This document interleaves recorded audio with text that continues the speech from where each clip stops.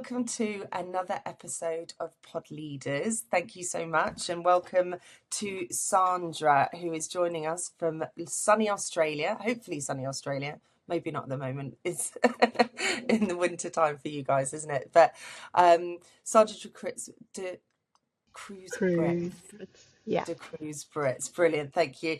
And she is going to run us through a little bit of her background. So thank you so much for thank you so much for joining us. Thanks for having me, Rachel. I know you've been super patient. We've been talking about this for a long time. We So thanks for that. It's a pleasure to be here.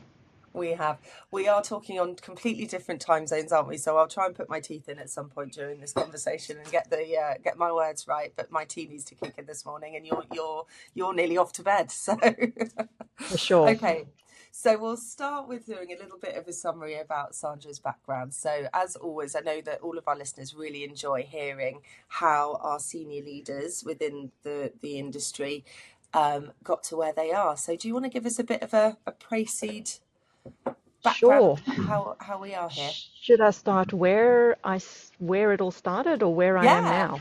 Where it all started? absolutely. Yeah, where it all Um, started, absolutely. well, once upon a time when I was really young, 31 years ago, I decided to join an airline. So, yeah, just did a college diploma and joined South African Airways and just in the call center, really. And slowly spent 8 years doing a whole bunch of different things within South African Airways, mainly frontline things from Cool. call center to ticketing officers to frequent flyer, which was a real emerging space back then, to office of the CEO. If there was something that involved looking after customers, I probably got myself involved in some way, shape, or form. And so that was a great grounding for really understanding how airlines interacted with customers and the different elements of customer service, whether they be on the phone or face to face or through a loyalty program or even through complaints to a CEO.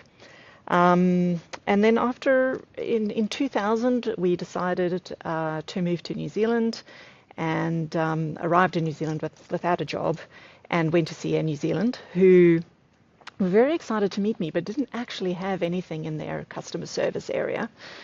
And their GM of finance at the time said to me, well, we're looking for some team leaders in our finance division, which my first reaction was absolutely not. Like, what am I going to do in finance? Although by then I'd started doing a degree part-time and I was kind of toying with actually, making it an accounting degree. And I thought, oh, maybe I'll give this a go. Um, and so he had these three roles, and we spent some time going through the different three roles, and two of them I sort of understood what those roles did. And the third one was like complete Greek. I had no idea what did interline billings mean. And so I said to him, look, I'll take that one because, Oh, cool.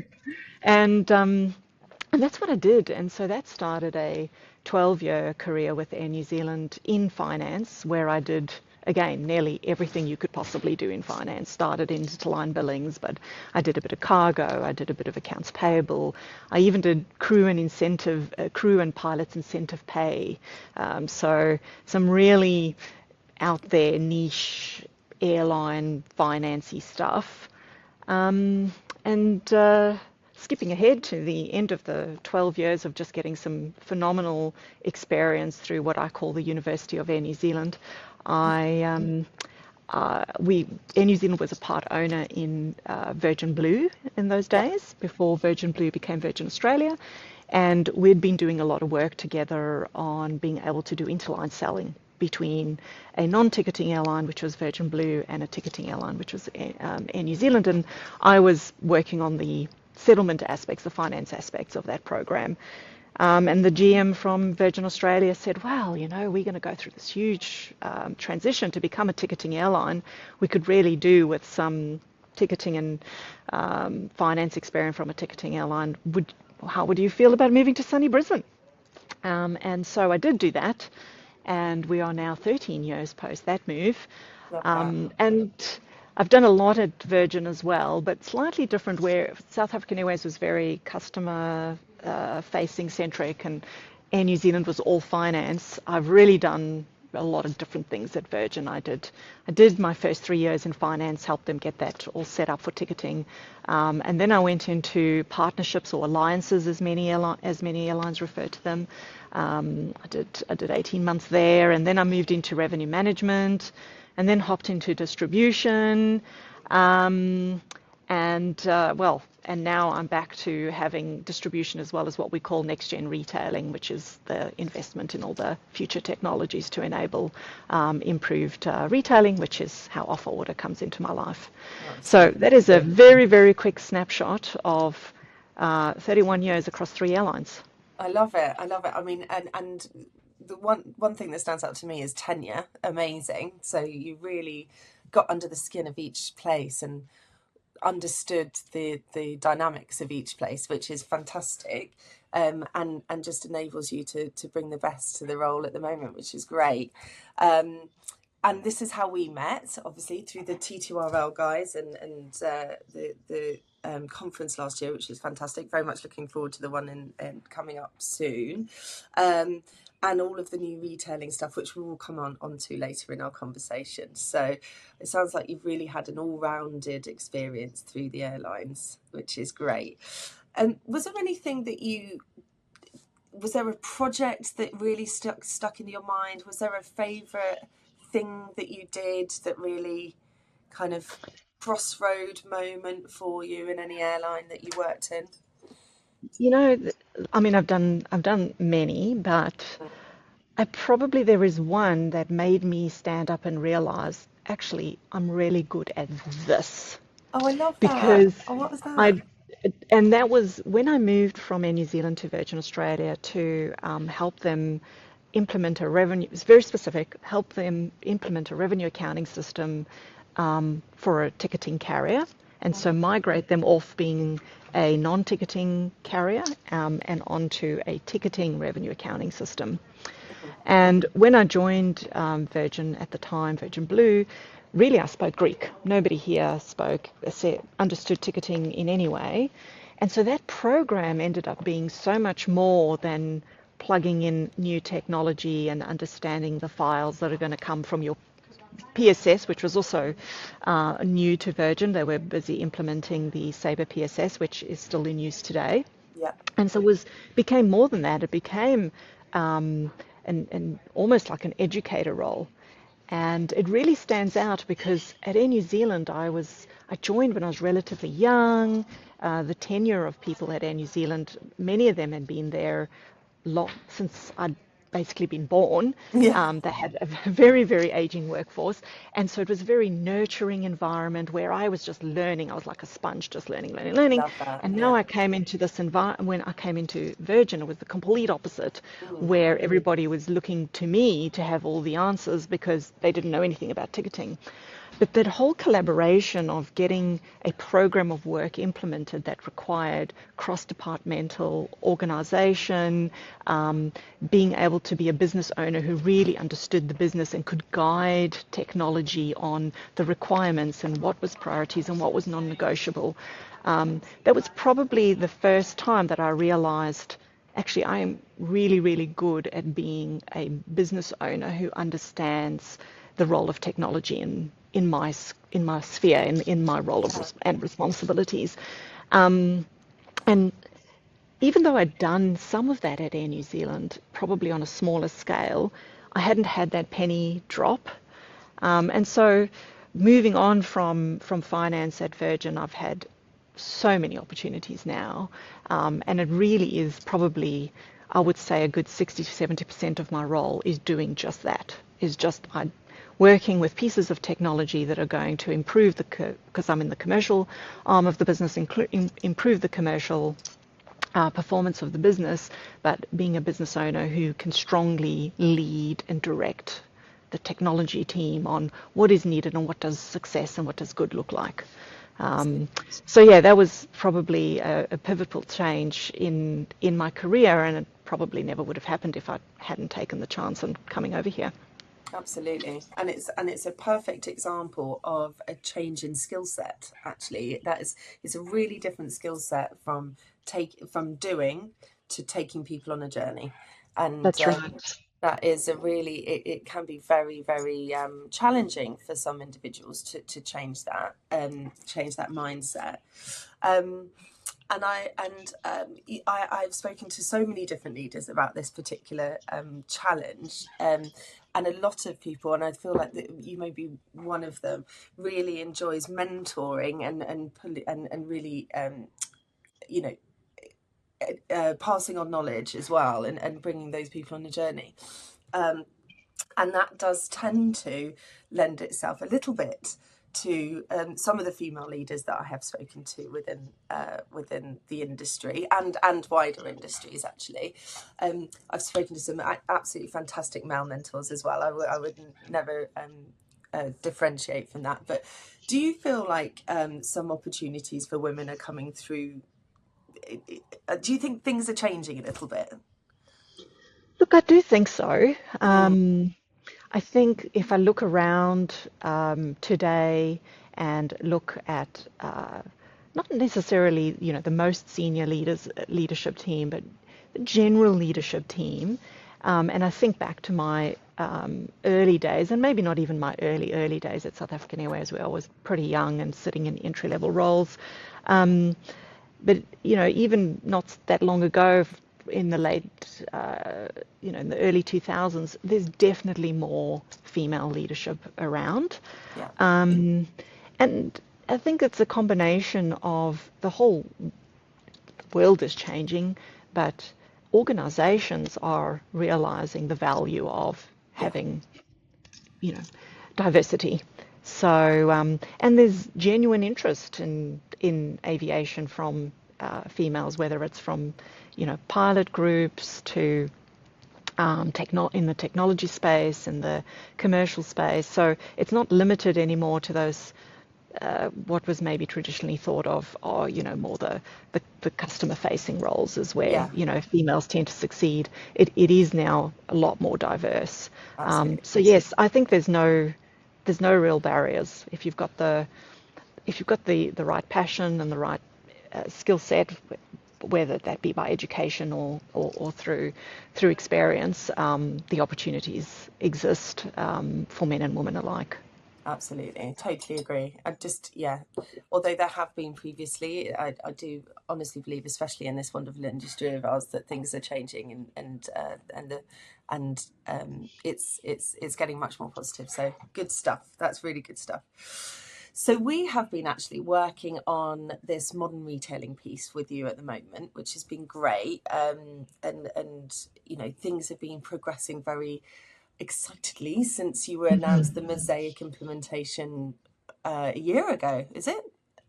Yeah, we Yeah, announced it a in year ago. September, 20 Oh, yeah, September. yeah, Yeah, so it is going to a be a year year ago. since the announcement. My Yes. goodness. So, and loads of stuff has happened since then. But focusing on that modern retailing piece, and of course with your amazing commercial background as well, how are you finding it? Does it seem like a natural transition for the industry to move towards this space?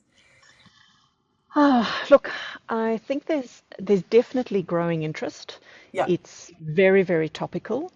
It's hopefully not going to take as long for people to comprehend what it really is the way it did with NDC.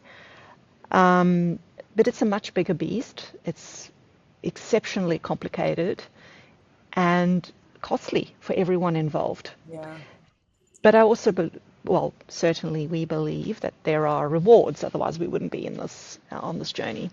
of course. Um, but I think it's an exceptionally exciting space, and there are, I feel very lucky to have the opportunity to be able to participate in it. One day, if all goes well, I can look back and go, I started my career handwriting tickets and manually calculating fares. Um, and walked away, leaving, contributing to the industry, being in a space where everything is digitally enabled and data science led. So with AI and ML where are used appropriately. So, really modernizing it is going to take us a very, very long time. Yeah. And how we incrementally, step by step, run this program, we're learning as we go. I mean, there's no proven textbook here, right? It's not like implementing a PSS where airlines have done it repeatedly and the vendors know exactly what to do. We're learning as we go, Rachel, and it's as complicated as we thought it would be. Yeah. But everyone so far on the program, we haven't lost anyone, so that's a good sign. Great. That is really great. Yeah. Everybody's on Everyone the is journey. super excited to be on it, and we've had some really great team sessions, both us just internally, but also with our partner Sabre that we've signed with. So yes, I just feel like it's a fantastic opportunity that's come my way. I'm not alone. I've got a great team, and that Good. that counts because I have a certain amount of experience and knowledge, but it needs to be a combination. And I think there's a lot of papers out there written by IATA or for IATA by consultants, and they all say the same thing: is that you need support from the top, so you need buy-in from the top, Yeah. but it also is something that's going to impact so many different areas of the business, and you really need all the stakeholders to come together, Yeah. and that's what we're working to achieve. There's 3 sponsors on this program: digital, commercial, and IT. Yeah. And so we have a partner from strategy, from our strategy area as well, who contributes into our steering committees. And so we really are trying to ensure that we take into account the change impact across the business incrementally, Yeah. because we don't actually know how exactly we're going to impact every single area. But as we come across something that we think we may be thinking of deploying this in the early days, like let's really dig down into how that's going to impact which teams and how. And Yeah. so it is huge and complicated. It's fun that and brilliant to be one of the leaders within this space, but I do understand it could potentially feel like a bit of a lonely journey. Um, but I'm really pleased that you're feeling the support both internally and from the providers. I feel that across a lot of the implementations that are happening globally, there is a feeling of a bit of isolation at times. Because there's well a small number of different vendors that are providing this, but the modularity of it all and this kind of slow change process can just provide that. So you're doing wonderfully, basically. You are, and you're right. Actually, from a people perspective, which is where I very much sit, um, holding on to the tail of the tiger from a people perspective is the basis of everything. And if everybody's on that journey together, then it becomes a bit like a family trying to That's make exactly it all work. right. Yeah, and that's why culture is so important in a hiring process, which we've obviously managed to crack. So that's really good. But I'm pleased that things are ticking along. Well, Sandra, thank you so much for running through that with us. I mean, it's a wonderful summary of your experience, and I know that our listeners will really, really enjoy uh, learning about how you have progressed through the airlines and the Yeah, experiences that you've had. I think it's It's like different for sliding, everyone, yeah, it's you like know, sliding doors, isn't it?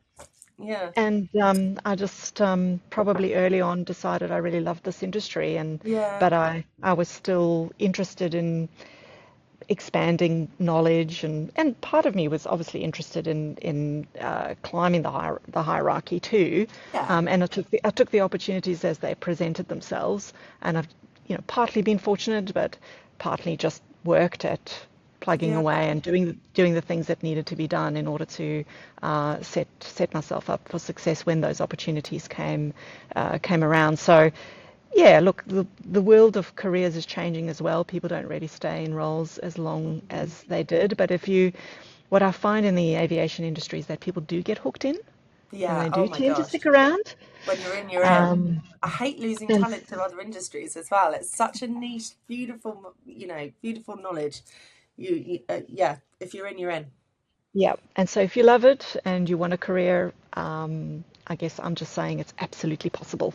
Yes, absolutely. Everything is possible within this industry, and it's such an exciting time. I Yeah. also love the fact, and it's just something I did pick up, and that just as a family, you've been quite mobile in location, which has been which is a running theme of our industry. Yeah, look, it does get harder as children grow up, and Yeah, so as I look forward into the future, it is something that I'll think at the moment think slightly differently to say what I was thinking, say 12 years ago when the kids were yeah, really little. yeah, Um, but I think that's fine too. The right opportunities will present when the freedom to be mobile again is yeah. available.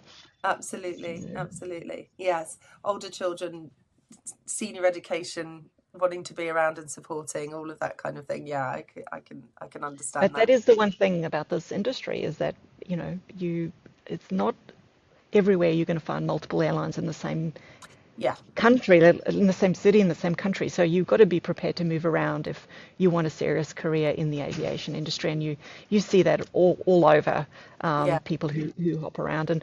But of course, it's broader than just aviation. There's vendors you can go to as yeah, well if technology is your thing or consulting. So the opportunities are there if staying close to this industry is important to you, but you do kind of have to be a bit mobile. absolutely. And most people in the industry have a tendency to have a passion for travel. Oh, You yes. in the blood. So it does tend to lend itself together. But I've definitely noticed there is some very mobile individuals within within the industry, especially within consulting. They are always Yeah, in an that's right. airport. Yeah. That's right. Oh, brilliant, Sandra. Well, thank you so much, and it's been a Thank pleasure you, working with you. Rachel. And I hope we do again soon. And yeah, I know our listeners will really enjoy this episode. So thank you so much for being part of it. Thanks for having me. Have a great day, Rachel. No Speak worries. soon. Take care. Bye-bye. Cheers.